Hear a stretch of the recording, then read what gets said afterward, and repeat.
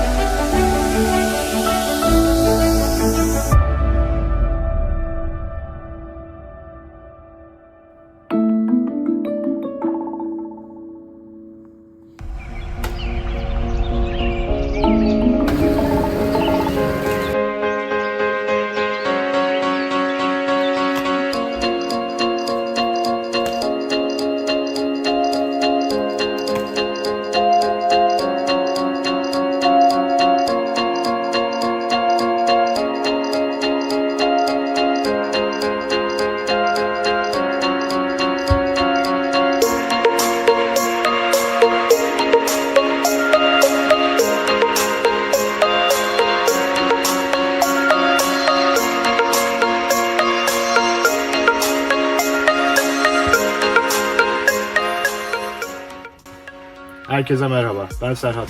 Hollanda'da Airsoft kanalındasınız. 2018 yılından beri yaklaşık 6 yıldır Hollanda'da yaşıyorum ve burada Airsoft oynamayı çok seviyorum. Bu kanalda da size Hollanda'da Airsoft'a dair yaşadığım tecrübeleri, buradaki komüniteyi, buradaki oyunları, onun dışında kendi kullandığım teçhizatları, kıyafetleri, Airsoft'a nasıl başlanırla ilgili bilgileri paylaşmaya çalışacağım elimden geldiğince. Bugün de size Hollanda'da bir Airsoft günü nasıl geçiyor onu aktarmaya çalışacağım. Şimdi Airsoft oynayacağımız yere doğru yola çıkıyoruz. Gelin orada tekrar buluşalım.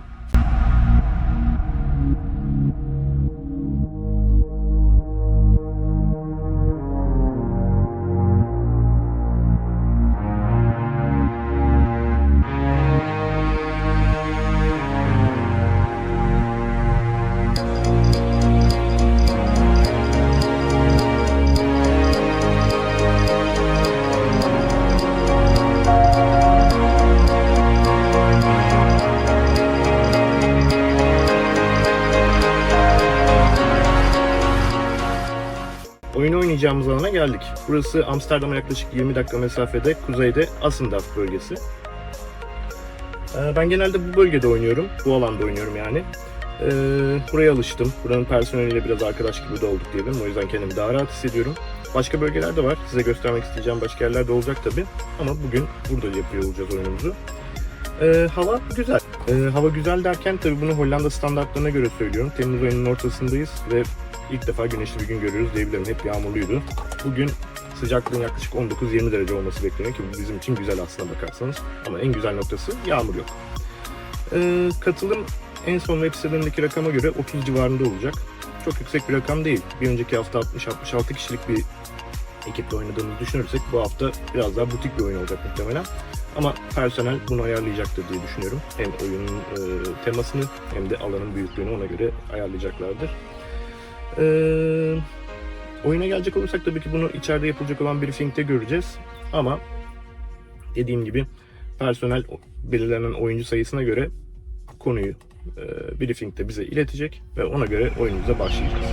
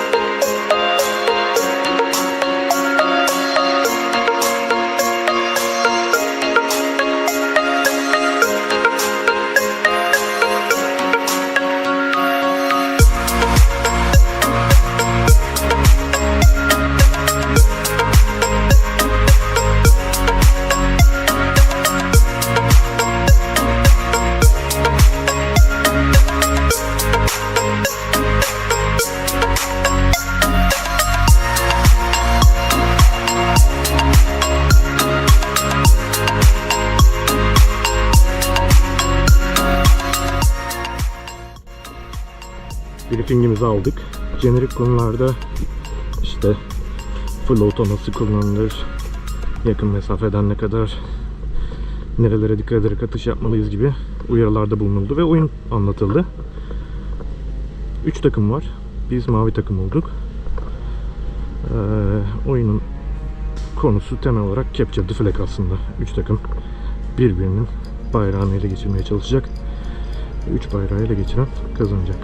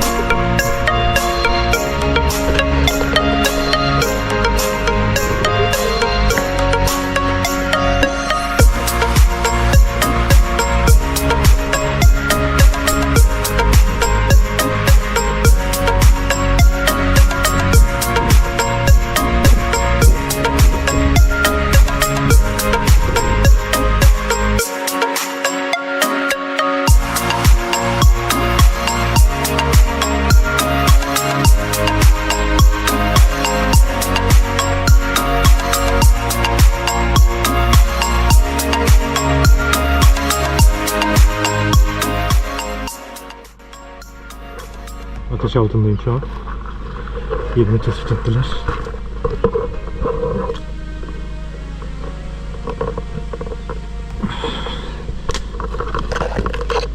Hala ateş ediyorlar. Sanırım fazla dayanamayacağım. Buradan çıkmam lazım.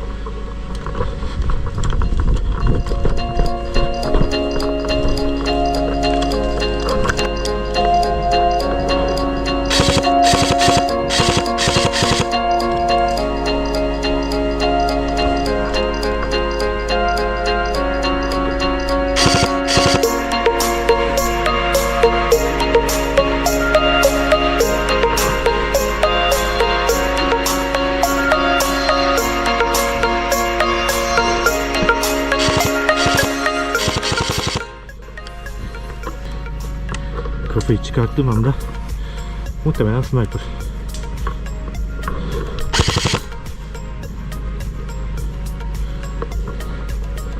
Şurada, tellerim orada. Evet.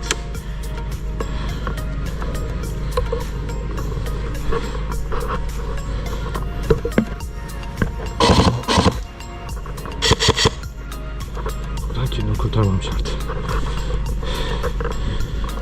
Geri çekiliyorum.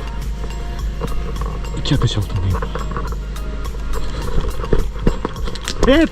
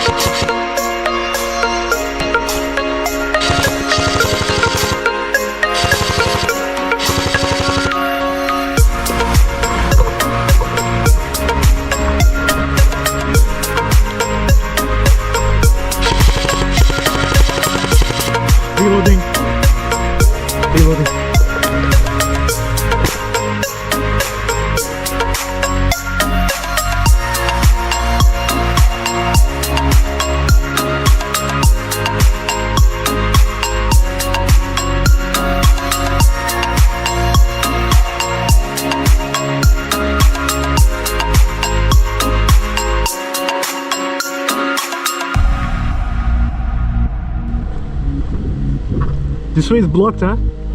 This way is blocked. We cannot make it.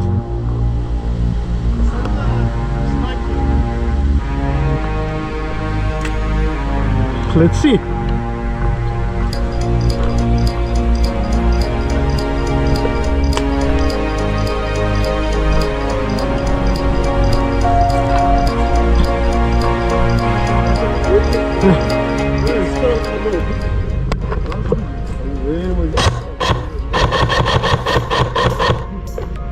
Aldım bir tane.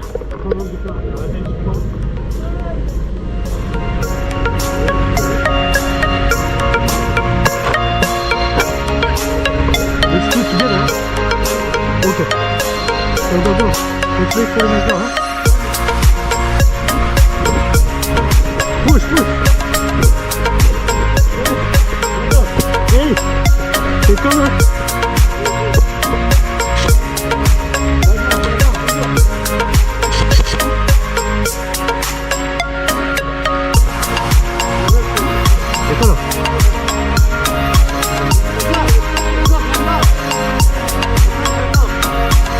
Say no, guys.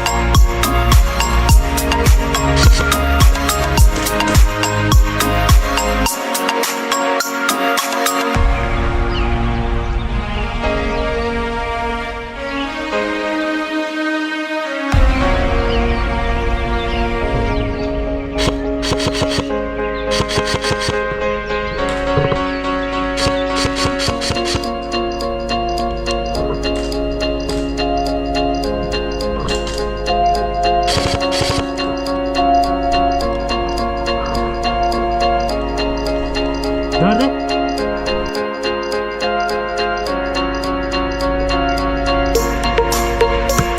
Evet. Headshot yedim. Ya headshot.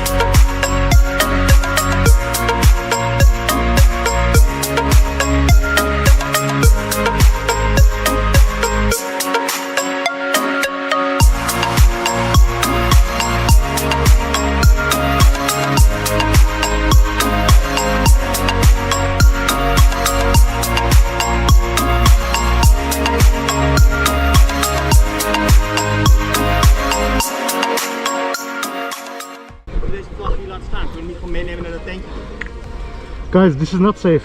We should bring it to the compound maybe. Yeah. That's what I was thinking about, but maybe we have to leave it here, I don't know. We have the compound over there. Guys, you're so exposed. Hey! Stay. Line of fire!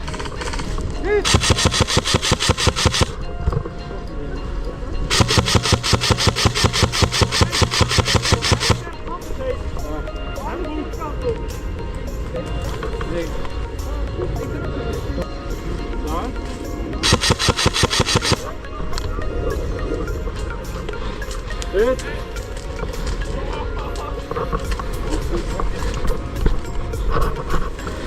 Support, support.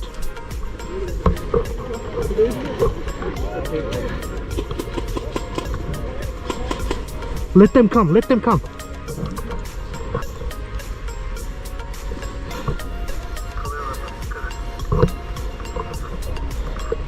Anlaşıldı, tamam.